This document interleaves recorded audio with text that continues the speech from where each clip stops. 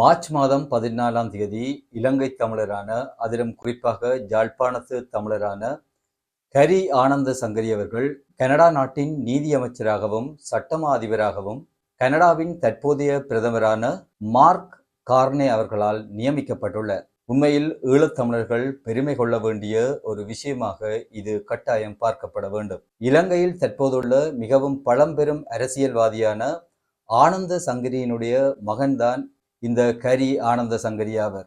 1973ஆம் ஆண்டு யாழ்ப்பாணத்தில் பிறந்த கரி அவர்கள் 1980ஆம் ஆண்டு அவருடைய தாயாரும் அவருடைய தந்தையாரும் பிரிந்ததைத் தொடர்ந்து தனது தாயாருடன் 1983ஆம் ஆண்டு அயர்லாந்துக்கு இடம்பெயர்ந்து சென்றிருந்தார். அதன் பிற்பாடு அவர் தனது தாயாருடன் கனடா நாட்டுக்கு புலம்பெயர்ந்து வசித்து வந்திருந்தார். இந்த நிலையில் கனடா நாட்டுக்கு புலம்பெயர்ந்த ஹரி ஆனந்த சங்கரி அவர்கள் சட்டத்துறையில் கல்வி கற்று ஒரு சட்டவாளராக வெளியேறியிருந்தார்.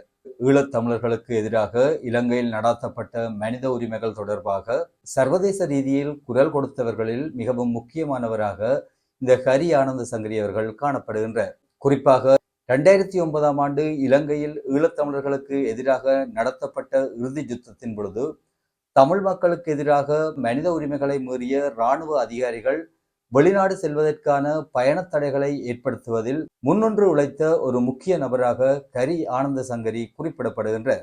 இதனைவிட மே 19 தமிழர்கள் படுகொலை செய்யப்பட்ட நாளன்று அனுஷ்டிக்க வேண்டும் என்று கூறி கனடாவினுடைய பாராளுமன்றத்தில் ஒரு கோரிக்கையினை இவர் முன்வைத்திருந்தார்.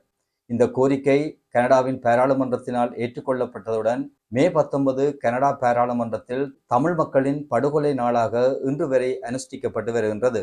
இதற்கு முன்னின்று உழைத்த பெருமை கரி ஆனந்த சங்கரி அவர்களையே சேரும்.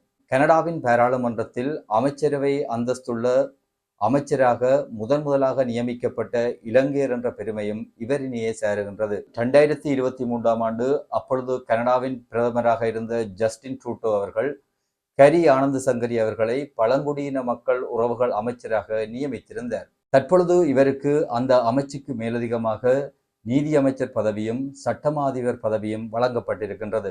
இதனைவிட இன்று வரை ஐக்கிய நாடுகள் சபையின் மனித உரிமை கவுன்சிலில் ஈழத்தமிழர்களுக்காக அவர்களுக்கு ஏற்படுத்தப்பட்ட மனித உரிமைகள் மீறல் தொடர்பாக இன்று வரை குரல் கொடுத்து வருகின்ற ஒரு முக்கிய நபராக கரி அவர்கள் காணப்படுகின்றனர். உண்மையில் ஈழத்தமிழர்கள் கரி ஆனந்த சங்கரி தொடர்பாக பெருமை கொள்ள வேண்டிய ஒரு உன்னதமான தருணமாக இது பார்க்கப்பட வேண்டும்.